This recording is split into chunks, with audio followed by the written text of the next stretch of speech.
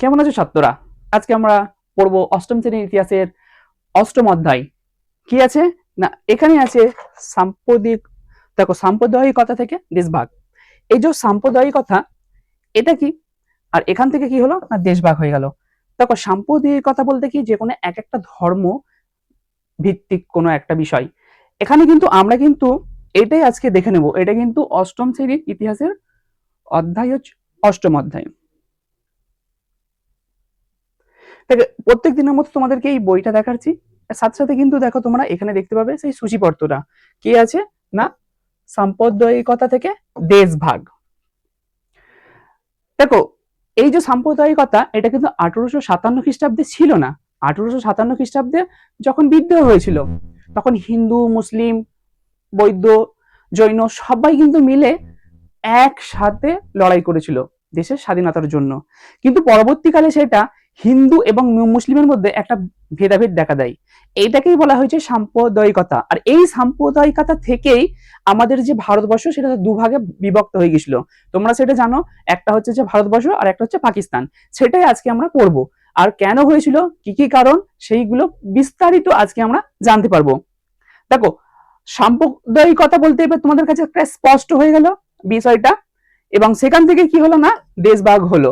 সাম্প্রদায়িকতা, দুটো সাম্প্রদায়িক একেবারেই ভিন্ন মতাদর্শ চলে গেছিল। একটা হচ্ছে হিন্দু আর একটা হচ্ছে মুসলিম। দেখো, মেজর সংখ্যায় কিন্তু ভারতবর্ষে এই দুটোই সম্প্রদায় ছিল। তো আমরা একটু বেসিকটা দেখে দেখে নেব কি না। দেখো, 1857 থেকে হিন্দুস্তানের হিন্দু ও মুসলমানরা যে ব্রিটিশ শাসনের বিরুদ্ধে ঐক্যবদ্ধ প্রতিরোধ গড়ে তুলেছিল, সেটা আমি একটু আগেই বললাম। কিন্তু হিন্দুস্তান বলতে তখন কেবল উত্তর ও কি ছিল, মধ্য ভারতকেই বোঝাতো। একেবারে যে ভারতবর্ষ, যেটা এখনের যেটা পাকিস্তান বা বাংলাদেশ পরবর্তীতে হয়েছে, যে পূর্ব পাকিস্তান বা পশ্চিম পাকিস্তান, পুরো ম্যাপটাকে নিয়ে আমাদের ভারতবর্ষ বলতো। কিন্তু পরবর্তীকালে কি হলো না, পরবর্তীকালে যখন এই হিন্দু মুসলমানের মধ্যে মিলটা বিচ্ছিন্ন হয়ে গেল, ইংরেজরা তার ডিভাইড অ্যান্ড রুলস এর মাধ্যমে দুজনকে বিভক্ত করে দিল, তখন কিন্তু এই পাঞ্জাব প্রদেশের উপর দিয়ে চলে গেল ভারত ভাগের সীমারেখা। বাংলা ও দেশ ভাগের যে যন্ত্রণা দিন, তা কিন্তু এই বাংলাও হয়েছিল। এই দেশ ভাগের যন্ত্রণা কিন্তু এই বাংলাও সহ্য করেছে। অথচ দেখো, যখন সুলতানরা ছিল সেই সুলতানি যুগ, এবং যখন মুঘলরা ছিল সেই মুঘলদের সময়ও হিন্দু মুসলিম কিন্তু দুজন একসাথে থাকতো এবং একসাথে বসবাস করত। তাহলে এমন কি হলো যে উপনিবেশিক শাসন দেশভাগ দিয়ে শেষ হলো? এই যে উপনিবেশিক, যে ইংরেজরা যে শাসন করেছিল, সেটাকে কি বলে হয়, ঔপনিবেশিক শাসন। এই ঔপনিবেশিক শাসন কিন্তু শেষ হলো দেশ ভাগের মাধ্যমে, ভারত এবং পাকিস্তানের মাধ্যমে। সেটাই আমরা আজকে দেখে নেব। দেখো, ঔপনিবেশিক ভারতে সাম্প্রদায়িক পরিচয়ের বিকাশ। এই যে সাম্প্রদায়িকতা একটু আগে আমরা দেখলাম, সেই সাম্প্রদায়িক যে পরিচয় বিকাশ হয়েছিল, সেই বিকাশটা কেন হয়েছিল? দেখো, এইটার পেছনে কয়েকটা কারণ আছে। ব্রিটিশ ভারতের সাম্প্রদায়িক রাজনীতির উত্থান কোনো হঠাৎ বা বিচ্ছিন্ন ঘটনা নয়। এটা যে একটা হঠাৎ করে হিন্দু মুসলিম আলাদা হয়ে গেল, দুটো ভাগ হয়ে গেল, এমন কিন্তু নয়। এটা ক্রমশ হতে হতে চলেছিল। তো সেগুলো মানে জাস্ট পয়েন্ট করে দেখে নেবো। প্রথম পয়েন্টটা কি ছিল? প্রথম পয়েন্টটা হলো যে ইংরেজ শাসনের সূচনা লগ্নে, যখন ইংরেজরা এই ভারতে প্রথম এসেছিল, তখন তার আগে কি ছিল, মুসলিম শাসন ছিল। মুসলিম শাসন থাকার কালে মুসলিম শাসনকে হারিয়ে ইংরেজরা এসেছিল। সেই কারণে মুসলিমরা কিন্তু ইংরেজদিকে সেইভাবে গ্রহণ করেনি। আর সেই কারণে যে ইংরেজি শিক্ষা, সেই শিক্ষাতেও খুব একটা মুসলিমরা শিক্ষিত হয়নি। কারণ ইংরেজদের প্রত্যেকটা যে কারিকুলাম ছিল, সেটা হচ্ছে শিক্ষা হোক, আইন হোক, সবের কিন্তু পূর্ণ বিরোধিতা করতো মুসলিমরা। সেই কারণে কিন্তু শিক্ষায় অনেকটা পিছিয়ে গেছিল। শিক্ষায় পিছিয়ে যাবার কারণে যে চাকরির ক্ষেত্রে হিন্দুরা যেহেতু সেই ইংরেজি শিক্ষাকে গ্রহণ করেছিল, সেই কারণে চাকরিতে আগিয়ে গেছিল। সেই একজন কিন্তু চাকরিতে আগিয়ে গেল, আরেকজন কি চাকরিতে পিছিয়ে গেল। এইভাবে কি হলো, অর্থনৈতিক হিন্দুদের তুলনায় পিছিয়ে পড়লো কে না, মুসলিমরা।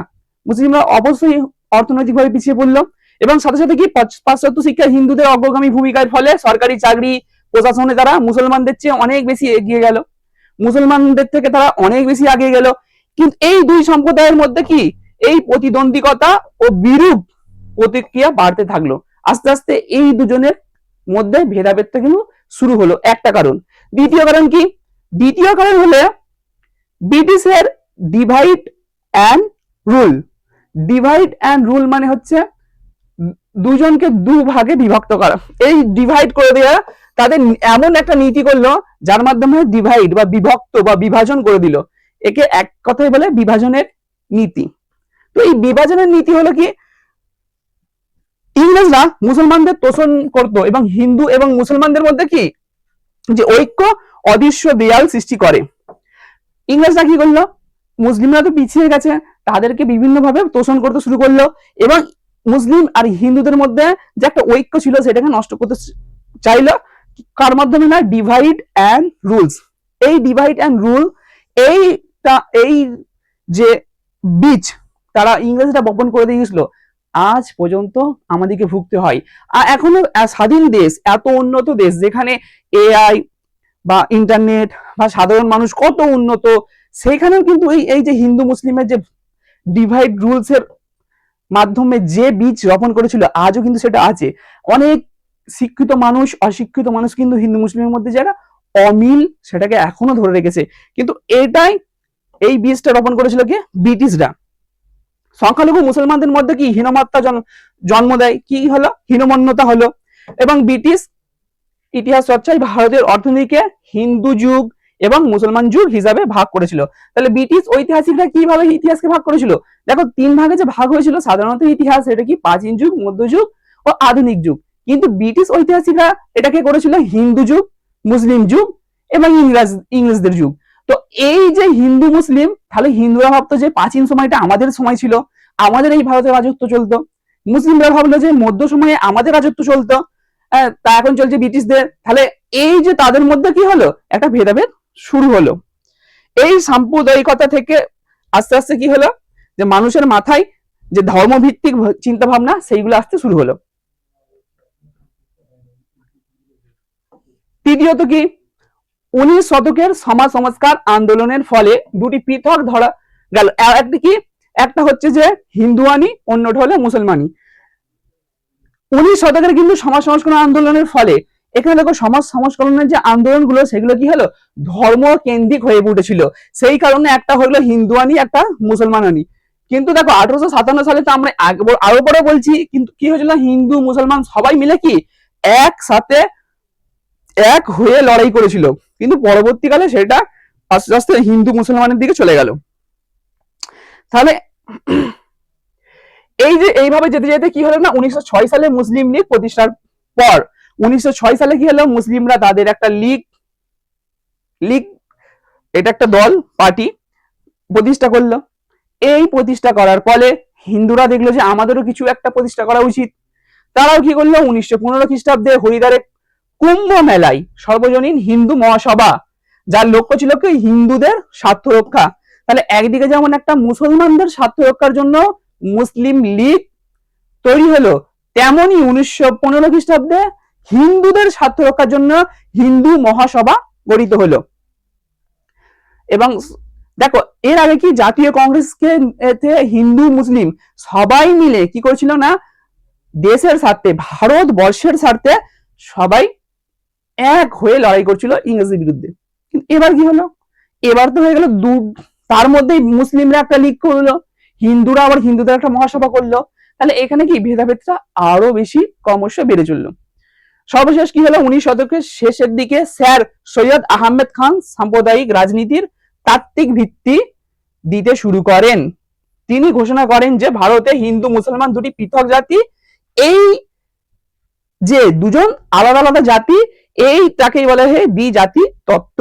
এটা আমরা আগে গিয়ে একটু ভালো করে দেখে নেব।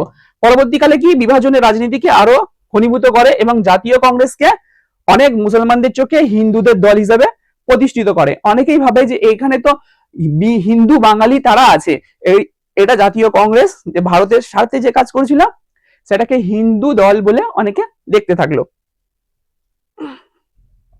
দেখো এইভাবে কি হলো না, অর্থনৈতিক বৈষম্য, ব্রিটিশ শাসনের নীতি বিকৃতি বা ইতিহাস চেতনা, হিন্দু জাগরণ ও মুসলিম রাজনীতির যে পৃথকীকরণ, এসব মিলিয়ে ব্রিটিশ ভারতে কি হলো, জাতীয় রাজনীতিতে সাম্প্রদায়িক চেতনা ক্রমে প্রভাবশীল হয়ে ওঠে। তাহলে এখান থেকেই কিন্তু সাম্প্রদায়িকতা এইটা সৃষ্টি হয়েছিল। বুঝতেই পারছো, সাম্প্রদায়িকতা কেন হলো, কি জন্য হলো, সমস্ত কারণগুলো কিন্তু স্পষ্ট হয়ে গেল তোমাদের কাছে। এবার মুদ্রার বিপরীত দিকটা দেখা যাক। আমরা যেমন মুদ্রার যে মুদ্রা বলতে একটা টাকার কয়েন, তোমরা যে কয়েন দেখেছো, কয়েনের একটা দিক তো আমরা দেখেইছি, দেখলাম। টাকার যে আরেকটা দিক আছে সেটাও আমরা একটু দেখে নিই।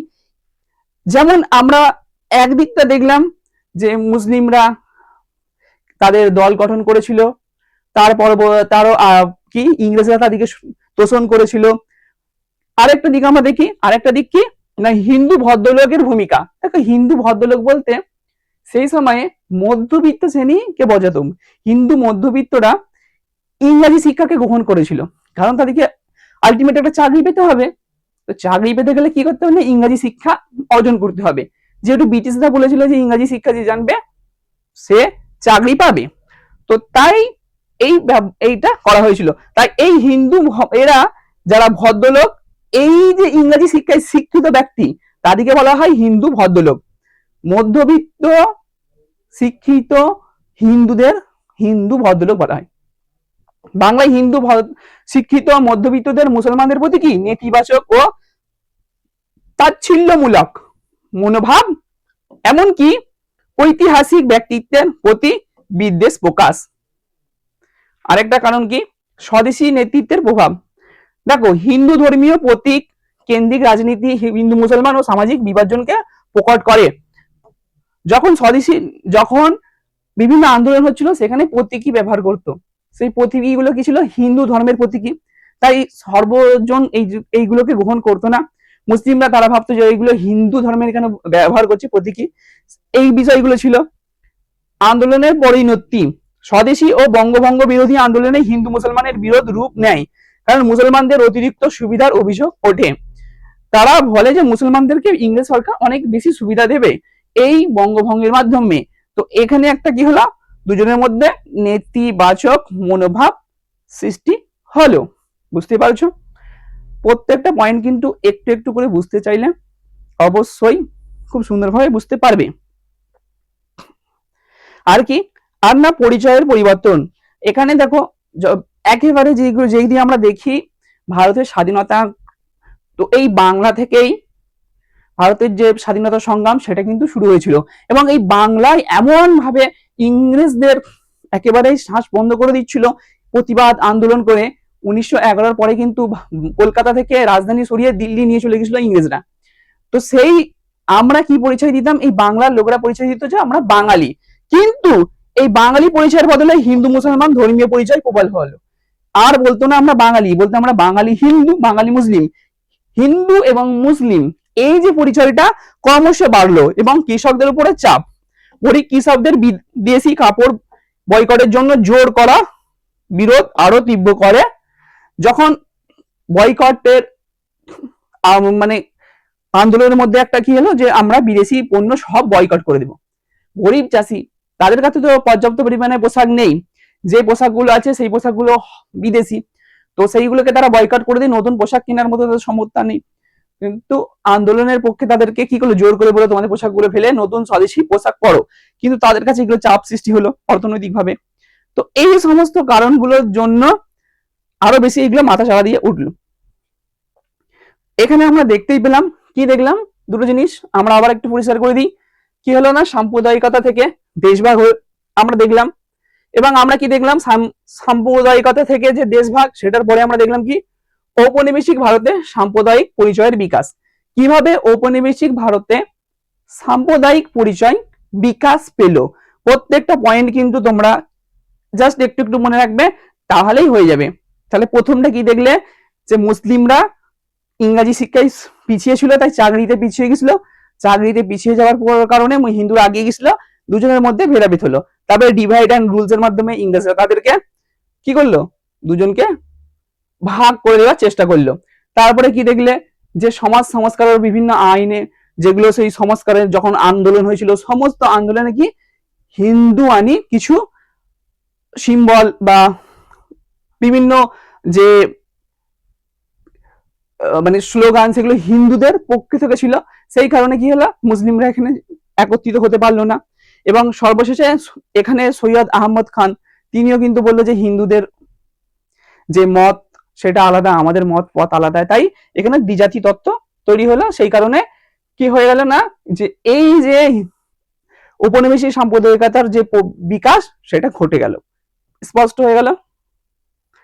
এরপরে আমরা কিন্তু একটু দেখে নেব স্যার সৈয়দ আহমদ খানকে, এনার জীবনীটা একটু বুঝে নেব, কারণ এই অধ্যায়ে এটা একটু বোঝার প্রয়োজন আছে। দেখো, স্যার সৈয়দ আহমদ খান জাতীয়ত্ব বিরোধী ছিলেন না, এটা কিন্তু তোমরা ইনি দ্বিজাতি তত্ত্ব ওখানে দেখলে তোমরা যেন ভাববে না ইনি জাতীয়তা বিরোধী ছিলেন, একেবারেই না, ইনি কিন্তু জাতীয়তা বিরোধী ছিলেন না। তবে কংগ্রেসকে হিন্দু প্রধান সংগঠন মনে করে মুসলিমদের তাতে যোগ না দিতে উপদেশ দেন। কি বললেন, যে কংগ্রেস সংগঠন হিন্দু প্রধান সংগঠন মনে করে মুসলিমদের তাতে যোগ দিতে বারণ করলেন। ভারতের মুসলিম সমাজে তার নেতৃত্ব সর্বজন গ্রাহ্য ছিল না। উলেমারা তার পাশ্চাত্যিকরণ নীতিকে ইসলামী বিরোধী বলে প্রত্যাখ্যান করেন, যেমন জামালউদ্দিন আল আফগানি। সমস্ত মুসলিম যে এনাকে মানত এমনটাও নয়। আলিম সমাজ মানে মুসলিম ধর্মের যারা ধর্মগুরু তারা কিন্তু এনাকে মানত না, কারণ মনে করতো যে ইনি হচ্ছে পশ্চিমী শিক্ষা, যেগুলো একটা তো হচ্ছে প্রাচ্যর শিক্ষা, একটা পাশ্চাত্যর শিক্ষা, সেই পশ্চিমে যে পাশ্চাত্যর শিক্ষা সেইটার ইনি অনুগ্রামী, তাই আলেমরা এনাকে সেইভাবে গ্রহণ করতো না।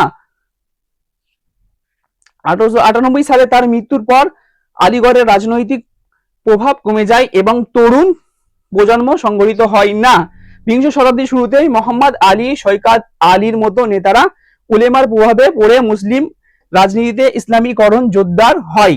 হিন্দু মুসলমান সামাজিকরণ, অর্থনৈতিক সাম্য দূর করতে হিন্দু ব্রিটিশ উভয়ের বিরুদ্ধে নতুন রাজনৈতিক সংগঠনের প্রয়োজন দেখা যায়। তাহলে ইনি মারা যাওয়ার পরে একটা নতুন সংগঠন যেগুলো মুসলিম সংগঠন হবে তার দিকে প্রয়োজন তাদের দেখে, যে আমাদের একটা প্রয়োজন আছে, একটা নতুন সংগঠন তৈরি করতে হবে। আর সেই সংগঠন করার জন্যই পরবর্তীতে হয়েছিল এই মুসলিম লীগ। আমরা একটু দেখে নেবো এই মুসলিম লীগ কেন, তোমরা বুঝতেই পারলে, এবার স্পষ্ট হয়ে যাবে যে এই লীগ দ্বারা তৈরি করেছিল।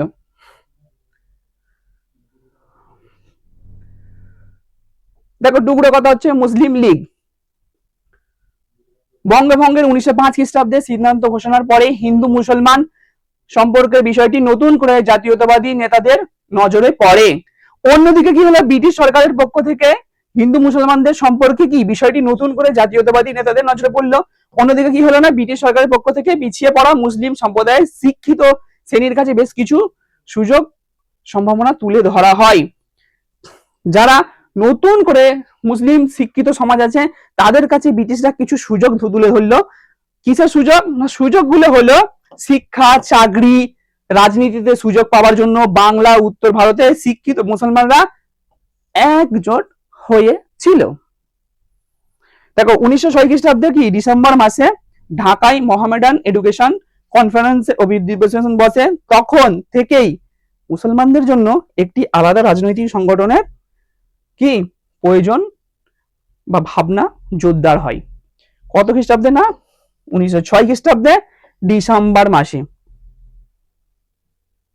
সালগুলো কিন্তু একটু একটু মনে রাখবে, সালগুলো খুবই প্রয়োজন, এগুলো এমসিকিউ বা শর্ট কোশ্চেনের ক্ষেত্রে খুবই ভালো কাজ করে। আর সালগুলো কিন্তু দেখবে পরপর ভাবে যাচ্ছে, সেইগুলোকে রিলেট করে থাকলেই সবটা মনে থাকবে। ফলে ওই অধিবেশনেই মুসলমানদের জন্য অল ইন্ডিয়া মুসলিম লীগ, তাহলে তোমার সালটা মনে থাকবে তো, সালটা কি ছিল দেখতে পাচ্ছ, 1906 কি ডিসেম্বর মাস কি তৈরি হলো না, অল ইন্ডিয়া মুসলিম লীগ সংগঠন তৈরি হয়। পরবর্তীতে এই মুসলিম লীগই পাকিস্তান প্রস্তাব দেবে, তোমরা সেগুলো সব পাবে। ওই সংগঠনটির লক্ষ্য ছিল কি, মুসলমানদের স্বার্থ ও রাজনৈতিক অধিকারের যে অধিকার আছে, যে রাজনৈতিক অধিকার আছে, সেই রাজনৈতিক অধিকারের প্রতি কি নজর রাখা, পাশাপাশি ব্রিটিশ সরকারের প্রতি অনুগত থাকার উদ্দেশ্য লীগের ছিল। 1910 খ্রিস্টাব্দ পর্যন্ত মোহামেডান এডুকেশন কনফারেন্স সঙ্গে এই লীগের কাজকর্ম চলতে থাকে। তাহলে কার সঙ্গে হলো না, এই মোহামেডান এডুকেশন কনফারেন্স এটার সঙ্গে তাদের কাজকর্ম সমস্ত কাজকর্ম চলতে থাকলো। এবং পরে অবশ্য সংগঠন দুটি আলাদা হয়ে গিয়েছিল। তাহলে কি কি দেখলে? দুটো সংগঠন হয়েছিল, একটা হচ্ছে মুসলিম লীগ আর একটা কি দেখলে? Mohammedan education conference. ঠিক আছে, দুটো। মুসলমানদের মধ্যে যারা কংগ্রেসের সমর্থন ছিলেন তারা লীগ তৈরির বিরোধিতা করেছিলেন। সবাই যে এই মুসলিম অল ইন্ডিয়া মুসলিম লীগকে সব মুসলমান সমর্থন করলো এমনটা নয়। কিছু কিছু মুসলিম যারা কংগ্রেসকে সমর্থন করতো তারা কিন্তু এই মুসলিম লীগের পূর্ণ বিরোধিতা করলো, যে এই মুসলিম লীগের প্রয়োজন নেই, আমরা সবাই এক হয়ে ভারতকে স্বাধীন করব এবং এই কংগ্রেস যে জাতীয় কংগ্রেস আছে এই জাতীয় কংগ্রেসের এক ছায়াতলে থাকবো। কিন্তু অনেক শিক্ষিত মুসলিম তারা একটা আলাদা দল গঠন করেছিল, যেটা হচ্ছে অল ইন্ডিয়া মুসলিম লীগ। এসবের ফলে কি হলো? মুসলমান জনগোষ্ঠীর কাছে কি চরমপন্থী রাজনীতি আবেদন ক্রমে কি হলো? আবেদন কমে এসেছিল।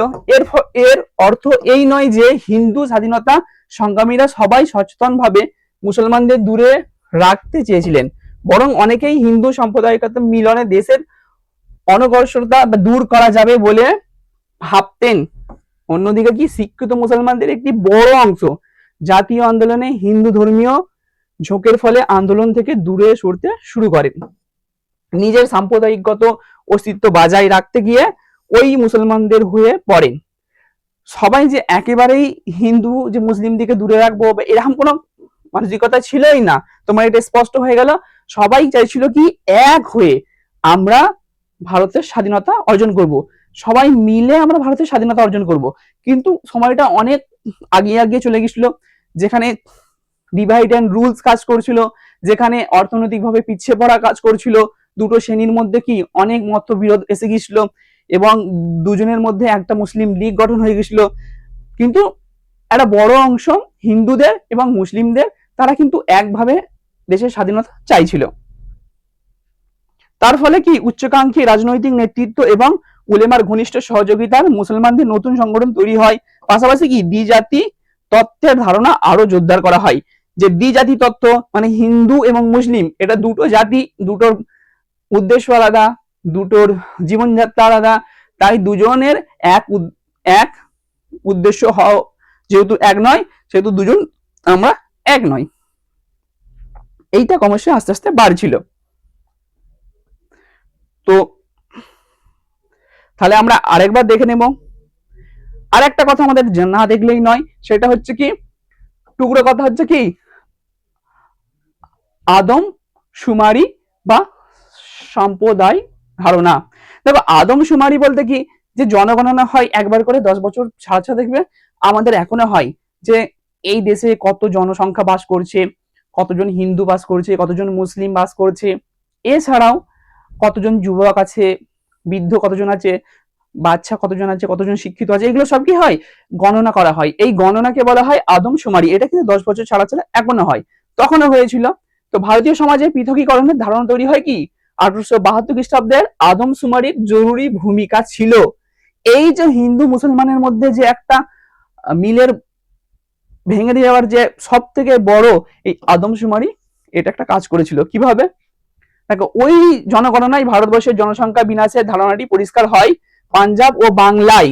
ভালো করে দেখবে, পাঞ্জাব এবং বাংলায়। তখন কিন্তু শুধু বাংলা মানে পশ্চিম বাংলা নয়, এপারের বাংলা এবং ওপারের বাংলা, দুটো বাংলা মিলেই ছিল বাংলা। তখন বৃহৎ বাংলা, জনসংখ্যার অর্ধেক মুসলমান, সেই স্পষ্ট বোঝা যায়।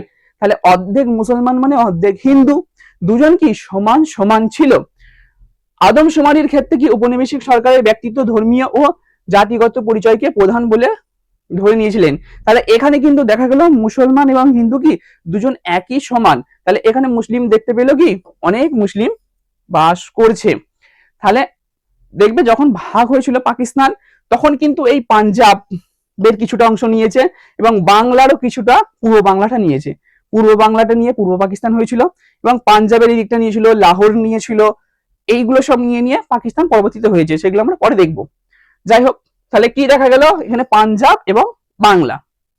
ফলে ধর্মের ভিত্তিতে প্রতিটা সম্প্রদায়ের উন্নয়নের খতিয়ান রাখা হতো আদমশুমারিতে, যে হিন্দু ধর্মের কতটা উন্নয়ন হয়েছে, মুসলিম ধর্মের কতটা উন্নতি হয়েছে, বা সেই জনসংখ্যায় দেখা যাবে যে মুসলমানরা কতটা চাকরি পেয়েছে, কতটা অর্থনৈতিকভাবে এগিয়ে এসছে, হিন্দুরা কতটা অর্থনৈতিকভাবে এগিয়ে এসছে। যেহেতু দুজন সমান সমান ভাগে আছে, সেহেতু সমান সমান হওয়া উচিত। তাই ঔপনিবেশিক ভারতের সম্প্রদায়গুলি ধীরে ধীরে ধর্মীয় এবং জাতিগত পরিচয়ের প্রধান দেখতে থাকে। এখানে কিন্তু দেখা গেছিল যে মুসলিমরা অনেক পিছিয়ে আছে হিন্দুদের তুলনায়, সমান সমান ভাগ থাকলেও কিন্তু অনেকটা পিছিয়ে ছিল। তাই কি হলো, ধীরে ধীরে কি হলো, এই যে সাম্প্রদায়িক বা ধার্মিক জাতিগত পরিচয় সেটা প্রাধান্য পেতে থাকলো। তার পরিণতিতে ভারতীয় উপমহাদেশের ধর্ম সাম্প্রদায়িকগুলির মধ্যে সুযোগ সুবিধা পাওয়ার জন্য প্রতিযোগিতা ও সংঘর্ষ শুরু হয়। এরাও বলে আমাদের কি সুযোগ সুবিধা সমান ভাগে দিতে হবে, ওরাও বললো কি আমাদেরকে সমানভাবে সুযোগ সুবিধা দিতে হবে। কারণ হলো যে আমরা দুজন তো সমান সমান ভাবেই আছি, এই সমান সুযোগ সুবিধা একটা প্রতিযোগিতা শুরু হলো। আর এখান থেকে কিন্তু আমরা যে ভারতীয় এবং ওরা যে ব্রিটিশ, সেই চেতনা থেকে কিন্তু আমরা চলে গেলাম বাইরের দিকে। বাইরে থেকে কি হলো যে মুসলিম এবং হিন্দু, এই মুসলমান হিন্দু এই যে ভাবনাটা ক্রমশ বাড়তে থাকলো। তাহলে এটা কিন্তু আদমশুমারি যে হয়েছিল তার ফলে বলা হচ্ছে, ঠিক আছে। সেই সংঘাতের পরিণতি ঘটে ভারতীয় সমাজ ও রাজনীতির সাম্প্রদায়িক সমস্যার উত্থানের মধ্য দিয়ে। তাহলে আমরা কিন্তু আজকে সবকটাই দেখে নিলাম, কি কি দেখলাম আমরা, দেখলাম আজকে থেকে সাম্প্রদায়িকতা থেকে দেশভাগের, তারপরে দেখলাম ঔপনিবেশিক ভারতের সাম্প্রদায়িক পরিচয়ের বিকাশ, তারপরে আমরা দেখলাম যে আদমশুমারি যে হয়েছিল সে তার মধ্যে সম্প্রদায় যে একটা ধারণা তৈরি সৃষ্টি করেছিল সেটা, এবং সম্প্রদায়ের ধারণা সৃষ্টির পর থেকে কি হলো, মুসলিম লীগ সৃষ্টি হলো। আজকের ক্লাস এতটাই। তোমাদের যদি ভালো লাগে অবশ্যই তোমরা লাইক করবে, কমেন্ট করবে এবং সাবস্ক্রাইব করবে। আরেকটা কথা, www.schoolwala.info এটা কিন্তু আমাদের ওয়েবসাইট, তোমরা অবশ্যই ভিজিট করো। এখানে কিন্তু সমস্ত প্রশ্ন এবং উত্তর পেয়ে যাবে, সেটা হোক শর্ট কোয়েশ্চেন, সেটা হোক লং কোয়েশ্চেন, সেটা হোক এমসিকিউ, সমস্ত কিন্তু এই ওয়েবসাইটে দেয়া আছে। তোমরা অবশ্যই ভিজিট করো এবং আমাদের ভিডিওকে তোমরা শেয়ার করো, সাবস্ক্রাইব করো আমাদের চ্যানেলকে, এবং আমার ক্লাস দেখার জন্য ধন্যবাদ।